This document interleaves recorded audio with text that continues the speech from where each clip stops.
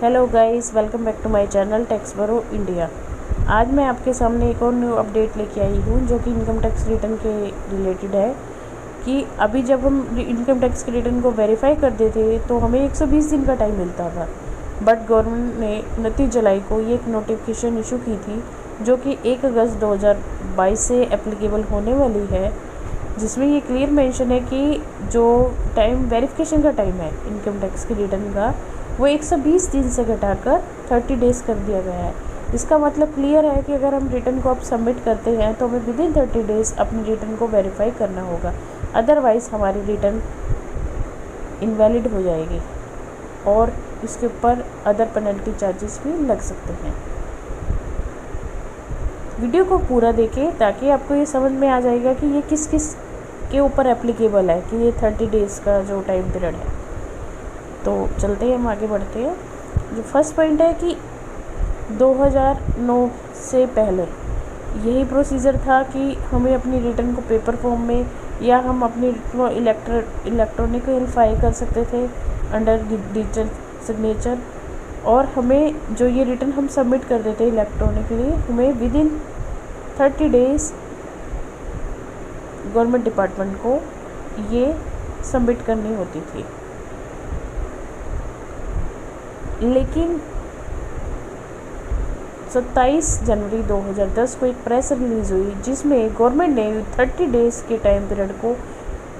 120 days extend कर दिया था कि आप अपने जो रिटर्न को 120 डेज़ में वेरीफाई कर सकते हैं। लेकिन अब गवर्नमेंट ने दोबारा से वही एक न्यू नोटिफिकेशन इशू कर दिया कि अब आपको अपनी return with in 30 days verify करनी पड़ेगी। अब यहाँ फोर्थ पॉइंट पे मेंशन है कि it has been decided that in respect of any electronical transmission of return data on और after the date of this notification come into effect the time limit of E verification और submission of ITRV shall be now 30 days from the date of uploading the data of return of income electronically। इसका मतलब यहाँ पे clear mention है कि हम जब अपनी रिटर्न को इलेक्ट्रॉनिकली सबमिट करते हैं तो हमें 30 डेज़ के अंदर ये रिटर्न को वेरीफाई करना पड़ेगा, अगर वो रिटर्न हम after the date of notification, यानी कि नोटिफिकेशन जो पास हुई है वो अब 29 जुलाई को पास हुई थी, जो कि 1 अगस्त से एप्लीकेबल है। इसका मतलब अब 1 अगस्त से कोई भी अब जब रिटर्न सबमिट करेगा उसे, तो विद इन 30 डेज़ उसे अपनी रिटर्न को ही वेरीफाई करना होगा। फिफ्थ पॉइंट में यहाँ क्या मेंशन है कि अगर हमारी रिटर्न का जो डाटा है वो इलेक्ट्रॉनिक सबमिट किया गया है before the date of which notification जो इफ़ेक्ट हुई है, यानी कि जो ये नोटिफिकेशन है वो 1 अगस्त से एप्लीकेबल है, यानी कि इससे अगर पीछे किसी ने अपनी रिटर्न को सबमिट किया था तो उसके ऊपर अभी 120 डेज़ ही लगेंगे। यानी कि अगर मैंने अपनी रिटर्न को 20 जुलाई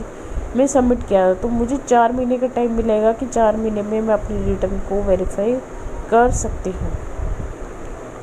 30 डेज़ का जो प्रोविज़न है वो मेरे पे एप्लीकेबल नहीं होगा। इसके बाद फर्दर क्लैरिफाई किया गया है कि अगर हम अपनी जो ITR डाटा को इलेक्ट्रॉनिकल ट्रांसमिट करते हैं और वेरीफाई करते हैं within 30 days of transmission of data, यानी within 30 days of filing of our return, in such case the date of transmitting the data will be the date of furnishing the return of income। अगर हम अपनी return को जब submit भर रहे हैं then उसके बाद विद इन 30 डेज़ हम उसको सबमिट भी कर रहे हैं, तो जो हमारी डेट ऑफ रिटर्न होगी वो होगी जिस दिन हमने अपनी रिटर्न को ट्रांसमिटेड किया था, अपलोड किया था, गवर्नमेंट के पास सबमिट किया था। वेरीफाई अगर हमने विद इन 30 डेज़ किया है तो हमारी डेट ऑफ रिटर्न आएगी जिस दिन हमने फिल की थी। यहाँ पे एक और पॉइंट मेंशन क्लियर किया गया है कि अगर हमने अपने ITR के डाटा को ट्रांसमिट तो कर दिया है बट वेरीफाई या हमने जो ITR है वो 30 दिन के बाद भेजा है, तो हमारी जो डेट ऑफ वेरिफिकेशन की डेट होगी या जिस दिन हमारा ई वेरीफाई हुआ वो हमारी डेट ऑफ रिटर्न मानी जाएगी और उस पर जो कंसिक्वेंसी होगी लेट फाइलिंग चार्जेस है वो भी एप्लीकेबल होगी। यानी कि अगर मैंने 30 दिन के बाद अपनी रिटर्न मैंने सबमिट करी, उसको 30 दिन होने के बाद वेरीफाई किया, यानी 1 अगस्त को भरी है तो मैंने 31 को उसको सबमिट किया, वेरीफाई किया सॉरी, तो 31 की जो तारीख होगी उससे मेरा ये डेट एक्सटेंड हो गई, तो तब से मेरे जो चार्जेस है वो एप्लीकेबल हो जाएंगे, मेरे ऊपर लेट फाइलिंग चार्जेस लग सकते हैं। यहाँ पे जो हम स्पीड पोस्ट का ऑप्शन है, यहाँ पे क्लियर एड्रेस मेंशन किया गया कि हम इस एड्रेस पे अपनी रिटर्न को सबमिट कर सकते हैं। अगर हम ऑनलाइन वेरीफाई नहीं कर पा रहे हैं, अगर हमारा आधार OTP या हमारे पास DSC ये चीज़ नहीं है, तो हम थ्रू स्पीड पोस्ट अपनी जो ITRB को गवर्नमेंट के पास भेज सकते हैं। जो यहाँ पे भी इसमें भी क्लियर मेंशन किया है कि date of dispatch of speed post will be the date of transmitting the data of income tax electronically, यानी कि जिस दिन हमारी डेट ऑफ डिस्पैच होगी विद इन 30 डेज वो हमारी date of filing of return होगी। तो ये एक न्यूज़ है कि जी अब हमें अपनी रिटर्न को with in time period verify करना होगा, अदरवाइज रिटर्न अगर हम लेट सबमिट कर रहे हैं तो उस पर हमारी पेनल्टी चार्जेस लग सकती है। एक और पॉइंट हमें यहाँ पे ध्यान रखना होगा, अगर हमने अपनी रिटर्न 1 अगस्त से पहले फाइल कर दी थी तो हमारे पास 120 डेज़ का टाइम पीरियड है, लेकिन अगर हम वही वाली रिटर्न को